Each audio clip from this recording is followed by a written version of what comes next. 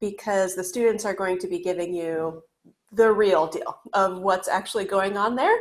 Us as in admissions, like we want to show you the best parts of our school, of course, but we want to know some of the nitty-gritty stuff too. So never be afraid to ask questions. Give us a call, send us an email if there's anything on your mind. We are here to help you through this process.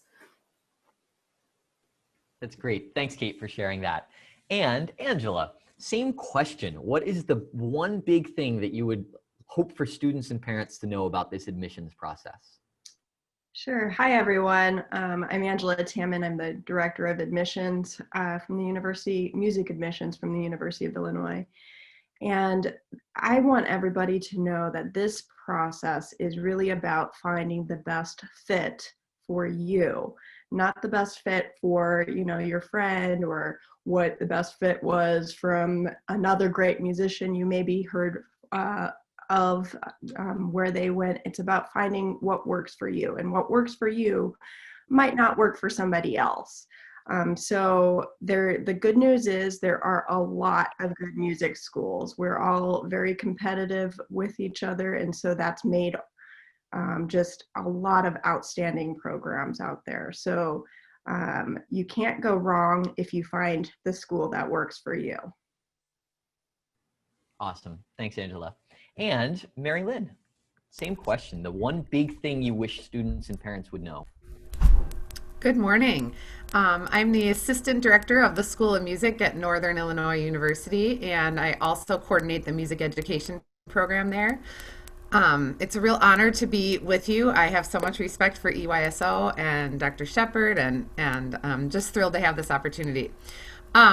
What I would say is that I don't run our admissions office, but I work very closely with our admissions coordinator. And I would say the one thing that I would love to communicate is that we are so interested in getting to know you at your audition and through the admissions process, not just you as a musician, but you as a person.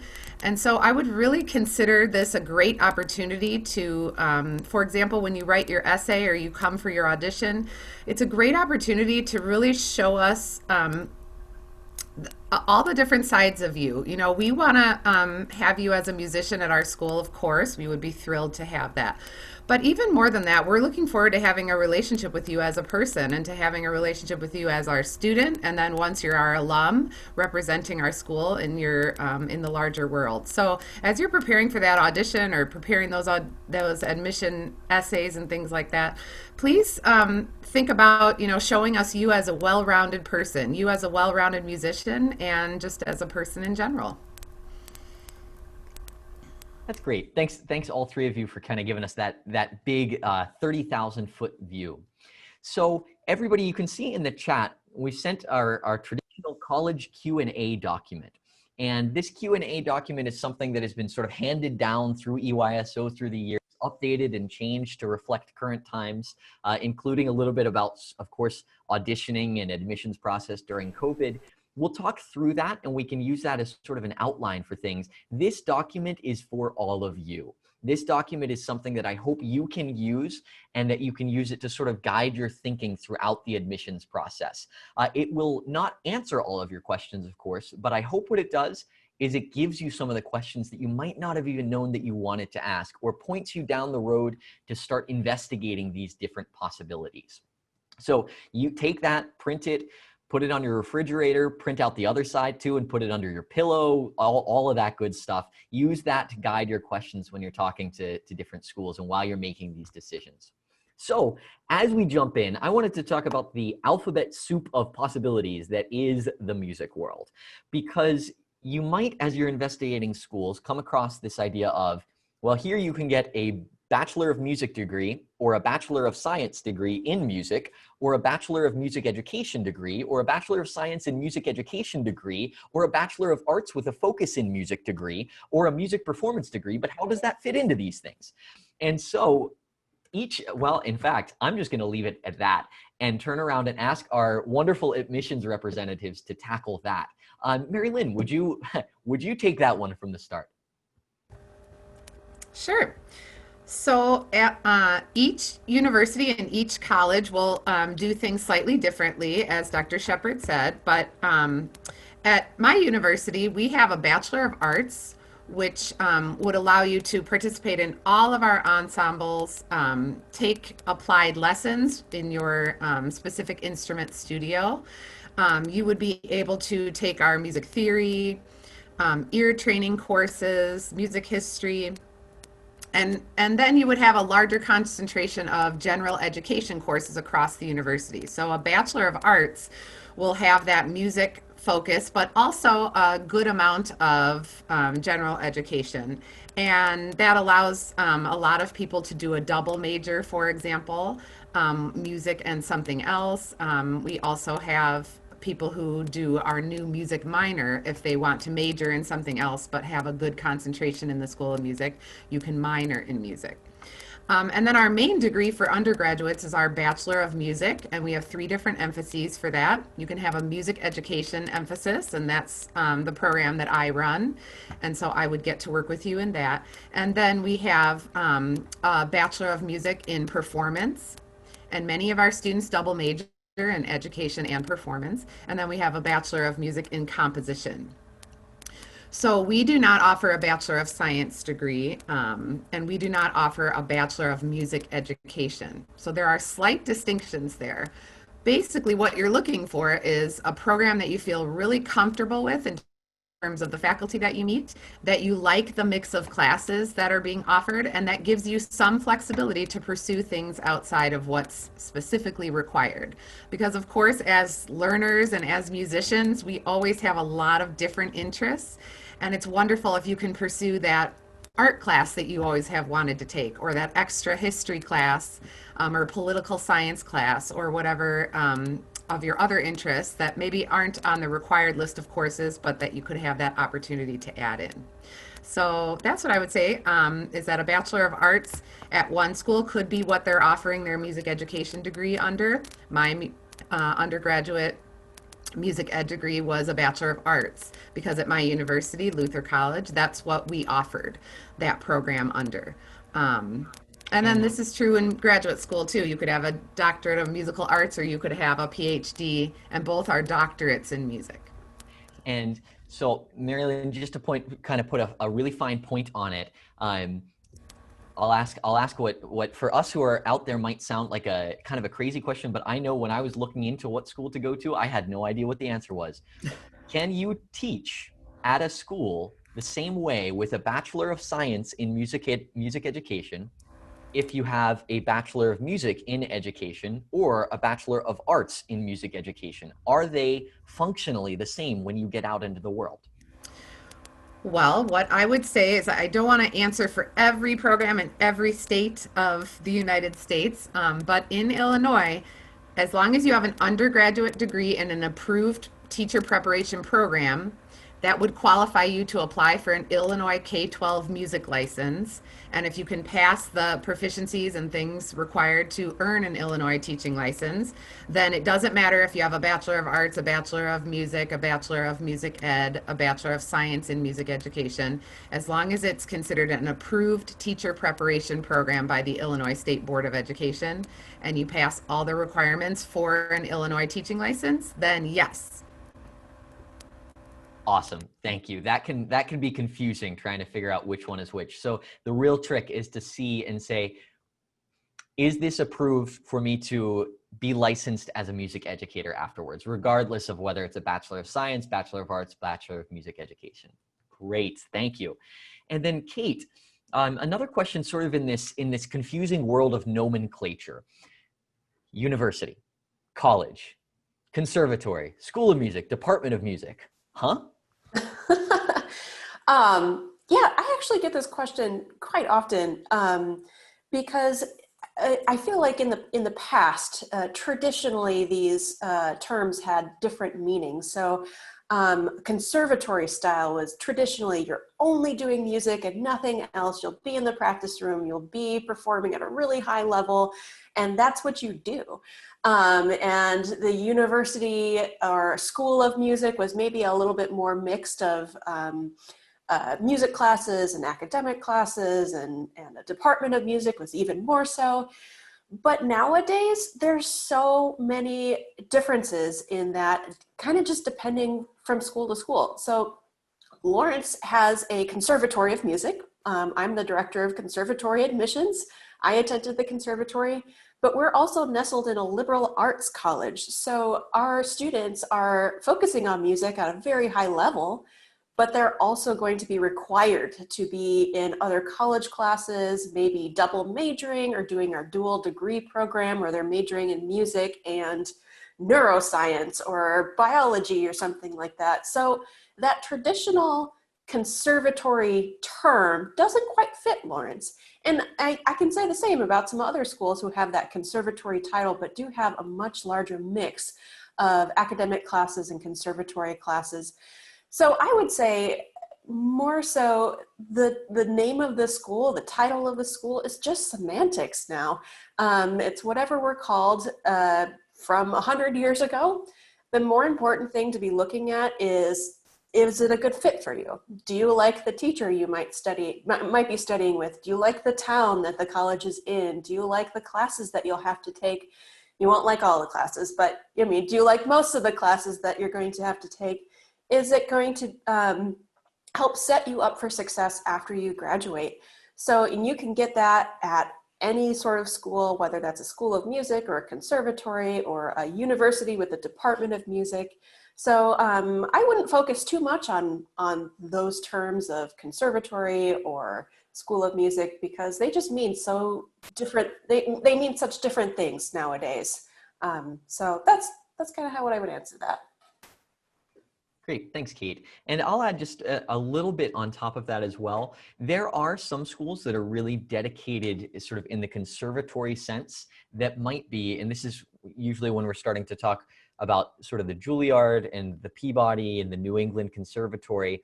And while they are perhaps more tightly and to use maybe a better word, narrowly focused on performance, that doesn't mean that there are any schools out there where you won't take any what we often call general education credits, these things that are outside of necessarily the realm of music. Kate, was that sort of a fair assessment there?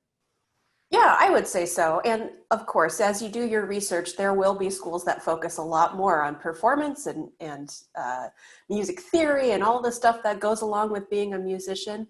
But yeah, I think you'll be hard pressed to find a school that doesn't require you to take classes outside of music now, whether that's just a few classes to fit your general education requirements, or if it's a larger percentage, like at a liberal arts school or maybe a university.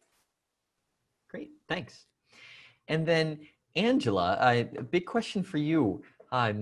What was the thing for you, the best sort of unexpected or uncharted thing that you wouldn't have necessarily seen coming or predicted going into your own college, university education as a musician that really stuck with you as something valuable and meaningful? I know that's a really loaded question there, so. Oh, I have a feeling you're gonna like my answer though. Great. I want to talk about my Illinois experience because I did my master's and my doctorate at the University of Illinois, and I'm from Colorado originally. And so I knew almost nothing about the University of Illinois when I was looking, even as a master's student. I came to the University of Illinois because I met Professor John Dee at a conference, and I liked him. He's the oboe professor. And so that's really why I came to Illinois. But what really surprised me, and one of the most valuable things I got in my education, was playing in the orchestra under the direction of Don Schleicher, who was Matt's teacher. That's why I said he might like this answer. He was, I can say, in both my professional and my school, even in my professional experience as an oboist, he is one of the best conductors I have ever played under. And I learned so much about playing an orchestra from that orchestra director. So as a prospective student, it's, we focus a lot about finding that connection with that private teacher. But the faculty across the school is going to have a big impact on your education. So if there is a way for you to observe classes, whether it's, music theory classes or music history classes, and sitting in an ensemble, or even if get the chance to work with that ensemble director in sort of like an honor band, honor orchestra sort of setting, that would be a wise thing as you're looking for school at different institutions, because it really, it made a huge impact on my studies. And I think about what I learned playing in orchestra every single time I play the oboe or play in an ensemble. Do you mind if I jump in on this one too? No, please. Yeah, so I went to Lawrence. I was a violin performance major at Lawrence, but I remember my own college search when I was a senior in high school, and being dead set on going to a school in Chicago. Like, I really wanted to go to school in Chicago in that big city environment, and get to be with the Chicago Symphony all the time, and it was just going to be awesome. And that was before I had visited any schools or like really explored colleges, but that's like in my head, that's what I really wanted to do.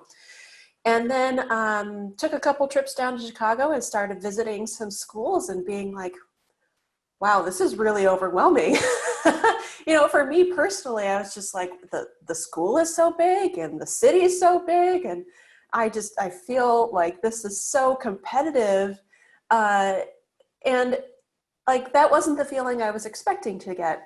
And then when I visited Lawrence, I got a completely different vibe from that. It was just, everyone was very welcoming. Appleton is a little bit smaller, well, much smaller of a city compared to Chicago, but we're not a tiny town. But the whole vibe of the conservatory changed my mind, and I felt much more welcomed, and I felt like the atmosphere is just so much more collaborative rather than cutthroat competitive. And for me, that was a big change in mindset for me. I didn't know I was looking for that until I started exploring schools and auditioning. So I know maybe some of you have a really set idea in your heads of what you want from your college experience, and that's great. But I would also recommend just stay open-minded and explore a lot of different colleges, maybe different size schools or different kinds of towns or cities that they're in, because it could make a huge difference and you might be really surprised by what you find out there. Great, thanks, Kate.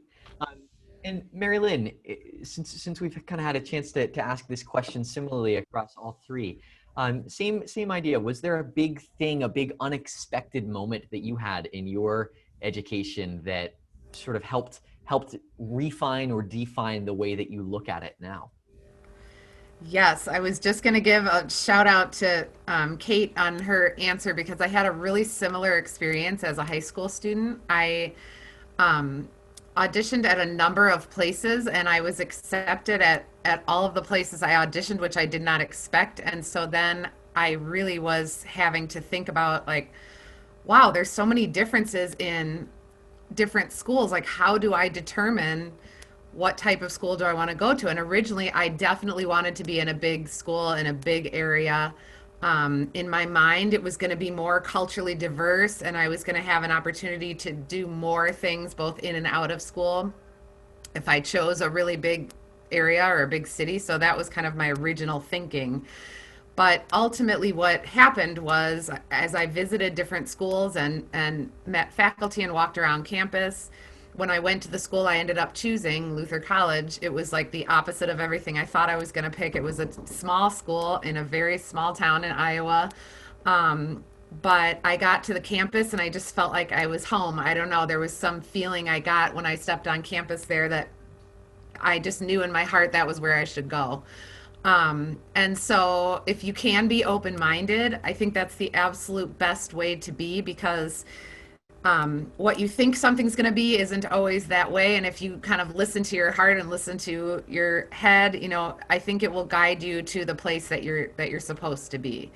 And the other thing that I would love to say about this, and I hope it's okay to say this, is you know, if you get somewhere, you make a choice and you get there and you're a freshman and you're doing okay, but you're not feeling like this is my place, it is okay to say, you know what, I need to regroup. Um, I have some very successful students who have transferred to my program because they went other places first and it didn't feel that good fit. They didn't feel like things were gelling. Maybe they felt like they were swimming upstream or whatever the case may be. And I have to be honest and say, in my 20 some years, I've also had people who left my program to find that better fit somewhere else. I will tell you that that has been very rare, but it has happened. I can think of two cases in about the last 20 years, but I'm happy that those people did that because ultimately, as a person, if you are in a place that feels like a great fit, you will thrive. And that's what all of us would want for you. We want you to be thriving and doing your absolute best, wherever you choose. Yeah, thanks for that, Marilyn. I'll actually kind of add my own personal take on that too. Um, I had I have two quick stories similar. One is my own story, which is that I went in fully expecting to be a high school band director. That was 100% my expectation when I went to Penn State. So I went in as a music education major, studying the violin, wanting to be a high school band director. There's a little disconnect there, but ask me about that later. And while I was there, I realized really quickly after about one semester that I wanted to learn more about music than I thought I was going to be able to learn in the track that I was in for music education. So I decided to add a performance degree.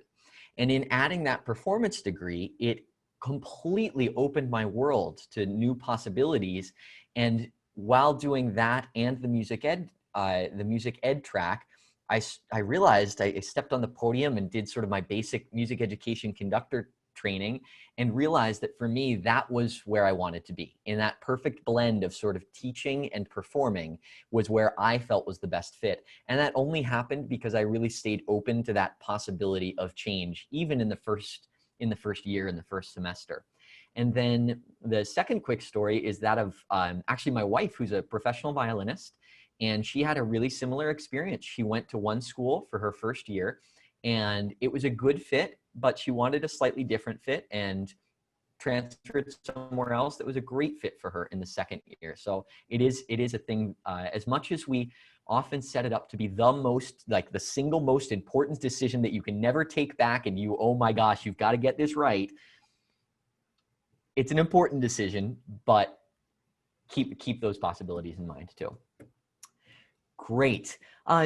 So let's dig in a little bit more specifically sort of to the admissions process now. And Angela, we'll bounce back to you on this one. So what should you be kind of on the lookout for in the admissions process? What are the things that you as an admissions officer, as an admissions director, want to really make sure that the students are paying attention to?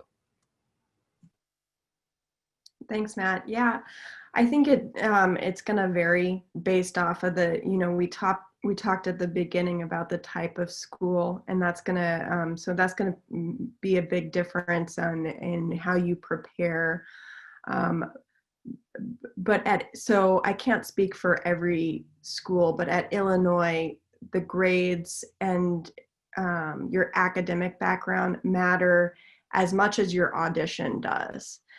So I think that sometimes there's a misconception among music students that the audition is all that matters and that the grades aren't equally important. And I think I just want to stress that, we have had amazing musicians, really strong musicians that we've had to deny because their academic background was not strong enough to show that they would be successful at the University of Illinois.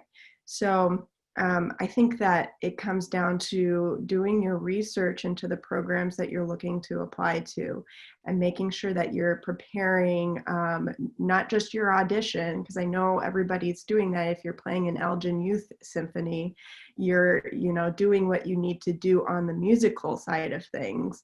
But just keep in mind that the academic side does matter for a lot of institutions too. So making sure you're fulfilling those requirements and that you're, you know, challenging yourself on the academic side of things too. And anybody, please jump in and correct me if I'm sort of off base here, but in many schools, most schools I would even say, there is an application process to be accepted to the school, an admissions process for that, the university at large or the college at large. And then there's a separate music admissions process. And that's really where the audition comes into play to be accepted into the music program. That's not always the case, but is that a pretty fair assessment, Angela, Kate, Mary Lynn? Yeah, I would say so. Just my advice for you is stay organized, because every school is going to do something a little bit different. There is not one common application for music schools, and every school is going to do it just a little bit differently. Due dates are going to be different. Audition days are going to be different. Those requirements or audition requirements might be a little bit different too. So if you can stay organized, if you're a spreadsheet kind of person, if you like to, organize yourself with columns and charts, I mean, that might save you a ton of time and stress later on as you're trying to get together all of your applications and auditions. If you know exactly what school requires what, by what deadline, you're going to be golden. Yeah, there's a question in the chat that I wanted to address about AP classes. And I want to address this because I think that I've heard of some misconceptions among school counselors about AP classes and music. And I just want to stress, AP classes do look good on your application, but if you are applying to music, we still like to see that you have music involvement. So if you overload your schedule with AP classes so that you don't have time to take your music ensemble, and you sacrifice the music ensemble for AP classes, then we're going to kind of ask some questions. So you can take AP classes are definitely good for the University of Illinois, but not at the expense of your music ensembles. One of the things, and there's another question I think that's going to kind of follow up with this really nicely in the chat. One of the highlights I think for everyone to take away is that most schools are looking for, in this age of specialization, which is really a thing these days for us culturally, more and more schools are actually looking for sort of a well-rounded profile. And that will pay dividends further down the line in a big, big way. So the question that came up in the chat, and Mary Lynn, I'd love for you to take this one. How important is it to participate in various organizations like marching band, jazz band, concert band, versus really focusing on EYSO or other orchestral experiences and just the school band? Well, I would say from my perspective, being well-rounded is really important. When I said a while ago in this call that we really want to get to know you as a person and as a musician through the admissions process, that's part of what I'm looking at is getting a sense of like, wow, obviously you are in EYSO, you are pursuing this, highly specialized and excellent experience, and you are proving yourself musically over and over by your dedication to an organization such as EYSO. And that's awesome. But we would love to see what else you are able to do and what else you make time to do. So do you need to be in jazz band, marching band, pep band, the salsa band? Do you need to be in every single opportunity that your high school offers? No. But we would love to see that you are a well-rounded musician. We would love to see that you were collaborating with different people across a program, or having different levels of leadership. So for example, if you are, really, advanced on your major instrument, maybe you play a secondary instrument in marching band or something like that, being able to show that you are a musician in different ways is great. And we also would love our instrumentalists to show us that they had some singing in their background, because of course, as a music major, you'll all be taking oral skills. And there is, sight reading and sight singing there. And of course, as a teacher, you know, any teacher of any subject is considered a professional voice user, not just a singing teacher. So, specific to music ed, I'm always looking to see if people have a little bit of singing background too, because that will help you just utilize your voice as a communication tool in the classroom, no matter if you're conducting an orchestra, a band, or a choir, of course. So, I think I answered that. I want to say one thing about the AP. To piggyback off of what Angela shared, we would love to see that you take AP Music Theory in high school. Of course, that is setting you up for success, giving you a better understanding of the music that you're currently playing and learning. And we will, like I said, be happy to see that on your transcript. But some schools will accept that in lieu of taking like the first semester theory class. But at my institution, we still will require you to take our theory placement exam. And that could allow you to test out of up to 4 semesters of music theory and oral skills. But even if you have the AP, like a 5 on the AP music theory exam, we don't accept that outright in lieu of classes. You still need to take our theory placement exam for us to determine what class we'll put you in. So I don't want to speak for my colleagues on that, but that's how we handle that. And we get that question a lot. So. And that's another one sort of in the category of each institution's a little bit different on that. So check that out as you're applying. One thing, so again, on the question of sort of the participation in different things. So we're seeing that it's great to show evidence that you're well-rounded and have a good understanding of sort of the holistic approach to education. One thing that I would suggest or sort of postulate that most schools do not do is look at 2 candidates and say, well, candidate A was in jazz band, concert band, orchestra, marching band, pep band, theater, and drama club. And person B was in all of those plus the flying squad, I don't know, and say, well, therefore, because this person has that one more activity, done. It's not sort of a race to the bottom in terms of how many activities can you put onto your resume. It's the idea of building that portfolio that shows that you're well-rounded, because the flip side can sometimes be true in that we see if you have everything overloaded, there can sometimes be a question of how deeply were you able to do those things educationally? And that comes into play, I think, even more in the college experience itself. So just a quick addition to that. Yeah, and I would say, yeah, oh, I'm ahead. so sorry. No, Do what you love doing. Don't do an activity or a club or a music experience just because it looks good on your college resume. Do what you love doing, but also take care of yourself.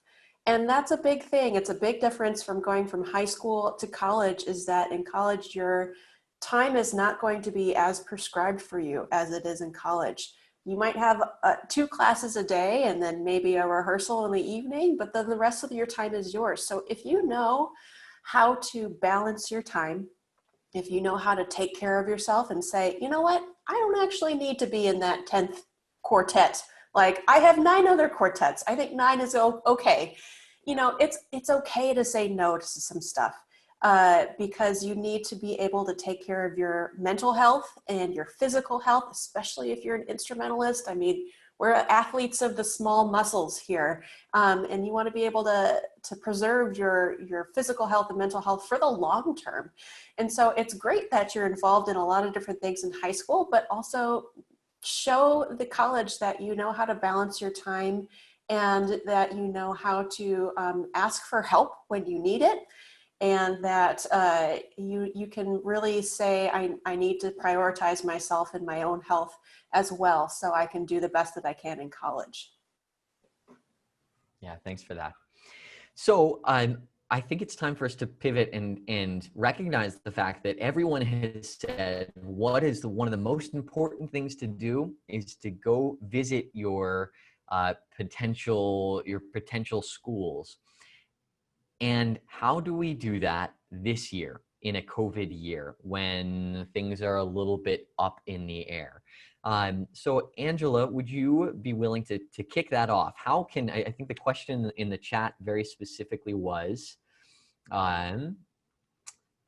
how to get a real sense of a school in the music program during this time when campuses aren't open and we can't meet with faculty in person.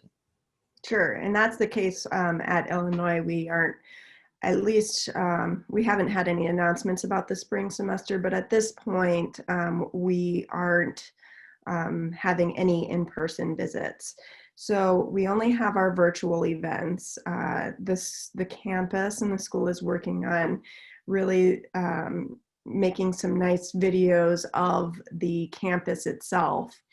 And aside from those sorts of things, I would recommend trying to find a way to talk to current students. Because current students are going to be completely honest with you with, you know, what their own experience has been like, and they know the campus and what it was like before COVID, so they can speak to that a little bit. You know, that those sorts of things will still be probably virtual at this point. But that's another thing that's not always advertised on music websites, the opportunity to talk to current students. And sometimes it just means, like what Kate was saying at the beginning, ask questions, ask your music admissions representatives at the school, and they can help you get in touch with some current students of the area of interest that you're in to talk to.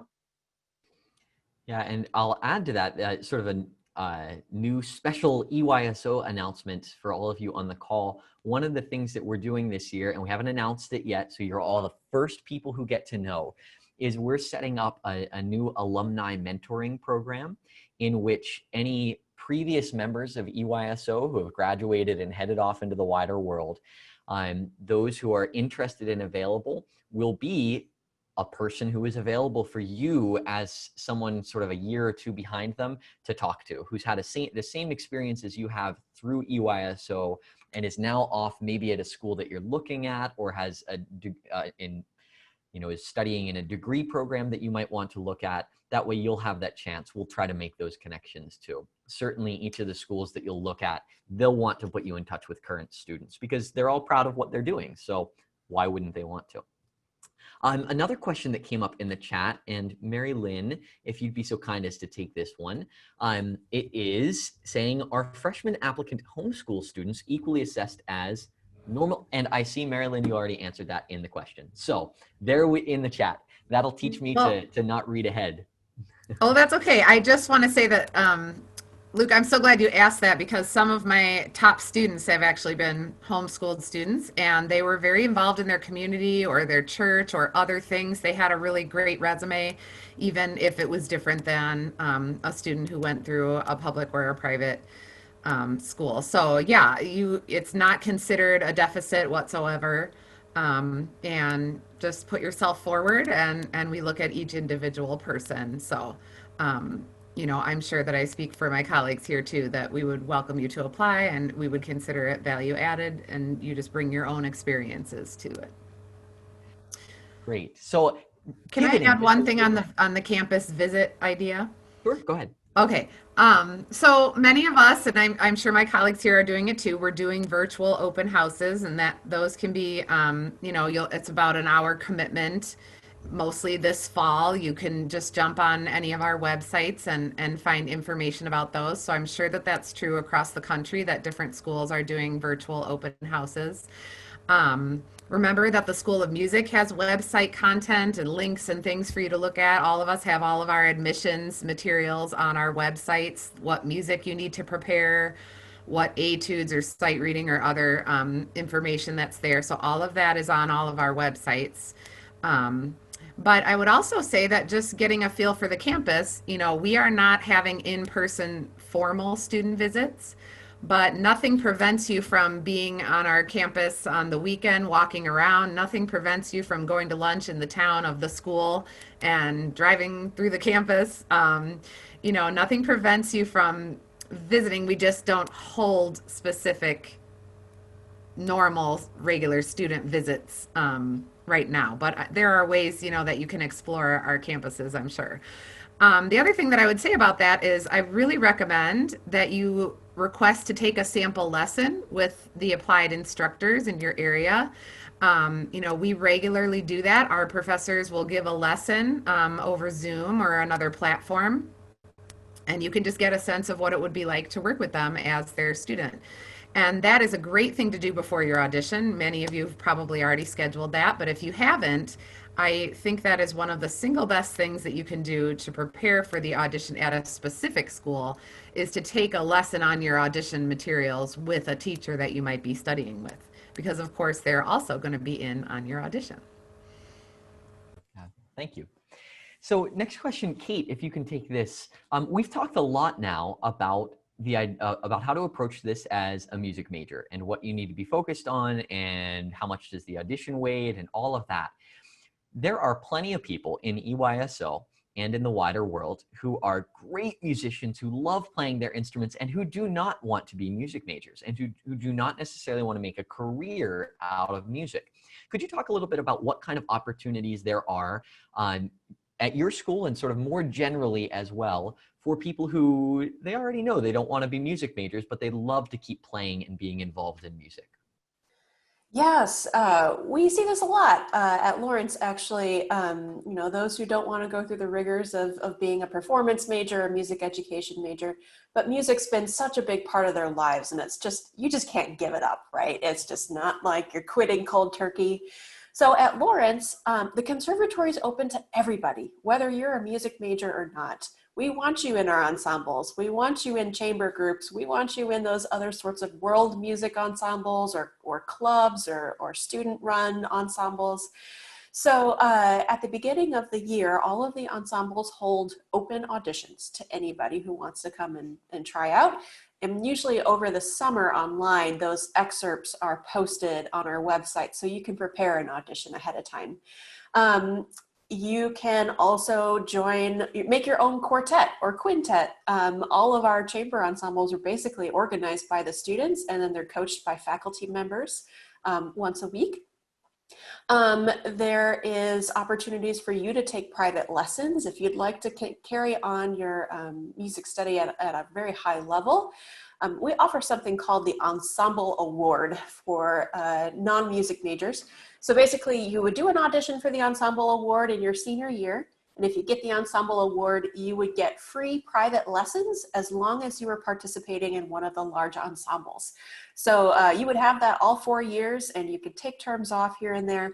But that's a really great way to kind of commit to staying involved in music without actually being a music major.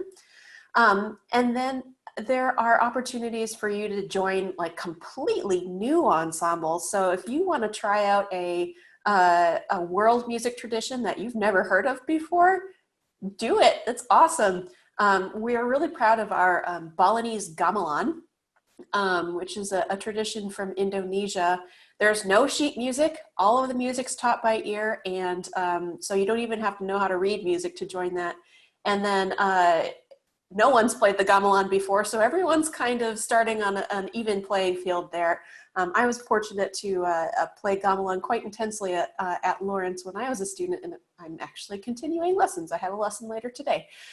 So that's a really great opportunity for like classical musicians to try out something brand new and really expand their horizons. And then we also offer Fiddle Club, which is, you know, Celtic music, bluegrass, sort of Irish fiddle music, if you want to join that. One of my favorite ensembles that's a student group that they decided to form themselves is called Larry's Privateers, and they sing sea chanties. And they told me that if you're singing like a classically trained opera star, you're doing it all wrong.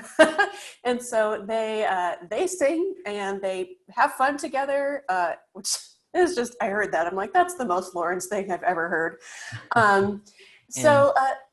There's just so many opportunities for you to stay involved with music as a music major. You just have to talk to your admissions counselor and find out what those opportunities are. I would say, and I would say most schools, again, in the country, will have some way for you to participate in music, regardless of whether or not you're a music major, even places that don't necessarily offer a music performance degree. So I teach at the University of Chicago, and we actually don't offer a music performance degree. If your aspiration is to get that performance degree and go on and be the next, section violinist in the Chicago Symphony Orchestra, University of Chicago might not be the right place. Actually, probably is not the right place for you, because we don't have that dedicated school of music that is dedicated to the performance degree. Or if you want a music education degree, you actually can't get that at the University of Chicago. And yet we have a huge performance program in which we have a lot of people who are sort of the future doctors or lawyers or astronauts or wizards, I'm not sure, who love their instruments and are just dedicated musicians and performers who want to keep playing, but not making a career of it, not being professionals in that setting. And similarly, we have everything from multiple orchestras and wind ensembles and opera programs to Southeast Asian ensemble, Middle East music ensemble, carillon ensemble, all sorts of different things. So really, each school is a little different, and just check them out for that. And Angela, I saw that you said something similar about U of I, and Mary Lynn, I think it's the same at NIU as well. Anything to add to that? Sort of, what if I don't want to be a music major necessarily? What can I look for? Either Angela or Mary Lynn. Well, I was a really just terrible going to way say, to say that on Zoom, because everybody needs like the introduction. So how about Mary Lynn and then Angela? Sorry about that. well, what I was going to say is, yes, we would all love to have you participating in our schools of music, whether you're our major or our minors or a major in another place on campus. So that is first. We would just want everybody that can humanly possibly keep music in their lives to be doing it. But I will tell you that at least at NIU and at other places that I've taught, the biggest scholarships are often reserved for majors. That isn't the case for every studio. If we don't have, it depends on the competitiveness of the audition group and all of that, but you will qualify for more School of Music scholarships typically if you are one of our majors. So that is something to consider. We occasionally will have someone who adds a major a little bit later, and then all of a sudden they realize, like, wait, I could have qualified for so many more things at the beginning. And we just smile and say yes, but we're happy to have you now. So just be aware of that in terms of scholarships. When you apply by that priority deadline, that puts you in line for the majority of university-wide academic scholarships. Our priority deadline, I believe, is December 1st. That may be true for everybody, or it may be different for different schools. But then when we have the first audition cycle, that's when we're starting to put people in a ranking for the scholarships for their based on their auditions. So just be aware of that. Angela, we covered a lot of ground there, but Yeah, I think you've got that one covered. Okay. So I don't have anything really to add to that. Yeah, great, thanks. Let's see. So again, just a reminder, keep throwing those questions in the chat if you have them, and we'll make sure to answer them as we go. Another sort of really specific to admissions related question. What things and how will things be different in this year with COVID in terms of the admissions process itself, the application as well as the audition? What kind of things can we expect to see as applicants? Angela, can you start that one? Sure. So I'll start first with the application changes.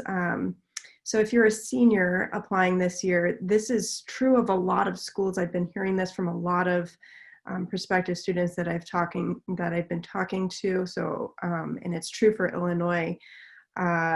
We are test optional this year because the pandemic has made it difficult to find, test seats, and also the safety of taking tests. I think I just actually saw on the news that there was a COVID case that at an SAT in-person test. So we are test optional this year for that reason.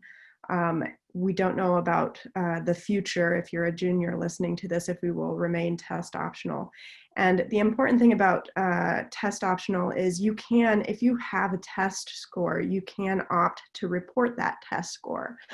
At Illinois, it's a final decision, so you check a yes, no box, and if you say yes, you want your test score to count, then you can't change it later. If you say no and you get a test and you get a perfect score on your test, they will still not consider that test score. So just keep that in mind as you're thinking about how you're going to answer that question. The advice that I'm giving to students is if you have a test score, it's a good idea to report it if you feel like it accurately reflects your abilities, your academic abilities as a student. Okay, so that's a major difference on the Illinois application. There's also several questions on the application specifically related to COVID and how COVID may have impacted your studies last semester and your grades, or your financial situation, or just a bunch of different types of questions where you have the opportunity to answer how that has impacted you as a student. And then our auditions and our interviews are all, we have virtual or recorded auditions this year.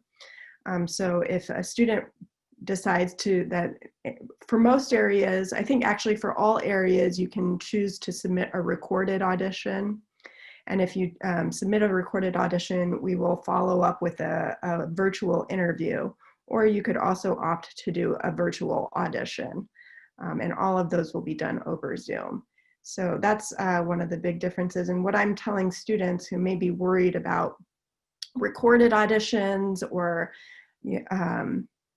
accessibility to instruments or to recording equipment is that go ahead and reach out to the admissions people at your school, at the school you're looking towards. We are making accommodations for various, like if you're a percussionist and you don't have access to a timpani, I mean, who has a timpani in their home?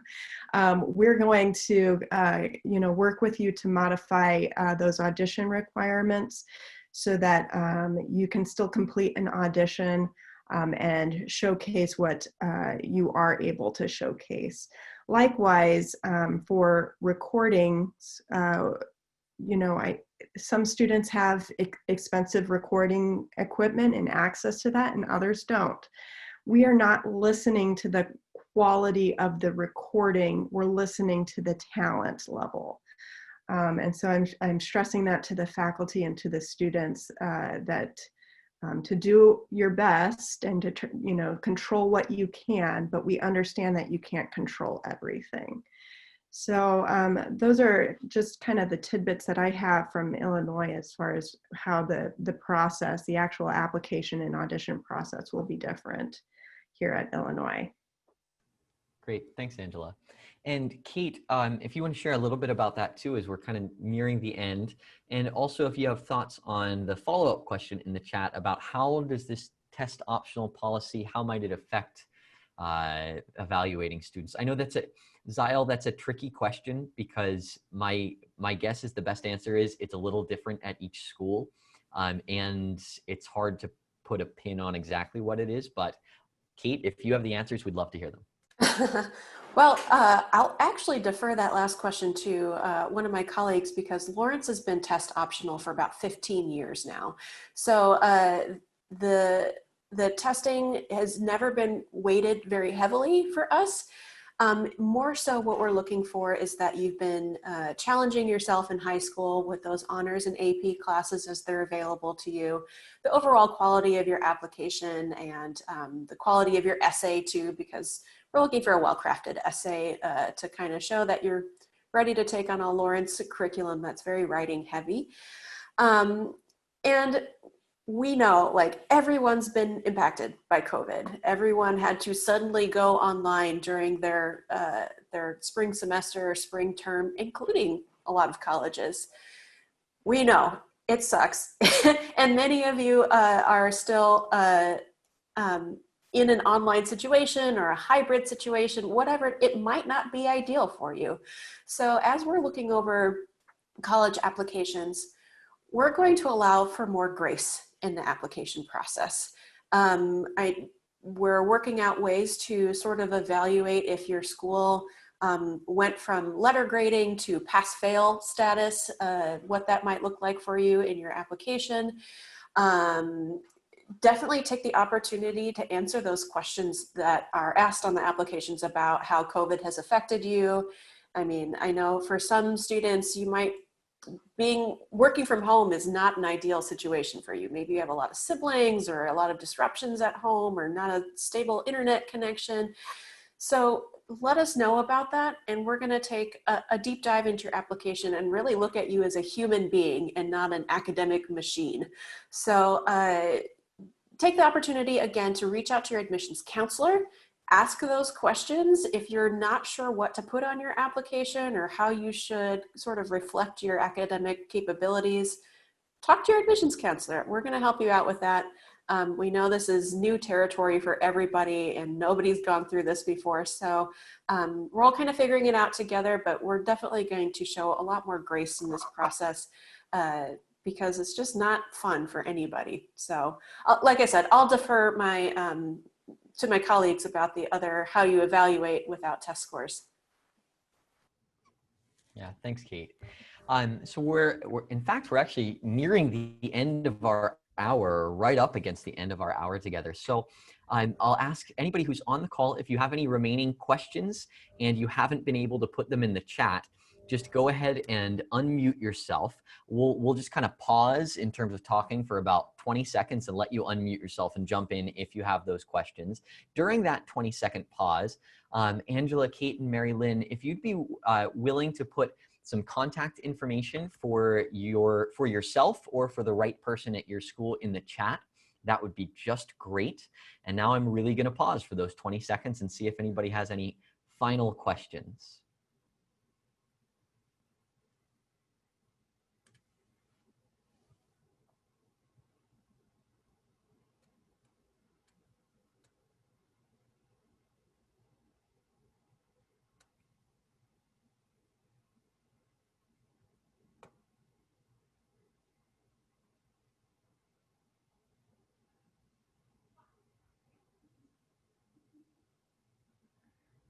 Okay. So I see, this is always a big one. How many colleges should you apply for? Mary Lynn, can you give that the like 20-second answer? Yes. So I think it's really valuable to have a list of maybe about 5 schools that have kind of differing things that you love about them. I think around 5 schools is also manageable to think in terms of filling out the entire application, doing the different things that are required for admissions, submitting an audition. Of course, in this stage, when you're submitting a virtual audition, you may be saving yourself time because you aren't going in person to do all of your auditions. So I think about 5 schools is a great number. I just was counseling a parent's friend, a friend's daughter the other day, talking to the parent, and they want to apply to 15 places, and they started out the conversation by saying, we really want to cast a wide net and all of these other things. And of course, apply to as many as you want. None of us are here to tell you not to do that, but I would recommend a smaller amount so that you can actually take the time to learn about those schools, get a sense of what they offer, and really do your research rather than knowing a tiny bit about 15 places. It'd be great if you were really well informed on 5, and then if for some reason you're feeling like what you're looking for you haven't found in those 5, then of course expand. Just to add to that, I echo what Mary Lynn says, and also consider applying to a diverse set of those 5 schools. So, if you really want that traditional conservatory experience, it's okay to apply to a few of those, but you might consider also applying, to a different type of institution. Just because you never know what's going to happen, and the conservatories are highly competitive. So make sure you have a few different types of schools that you apply to also. Yeah, thank you.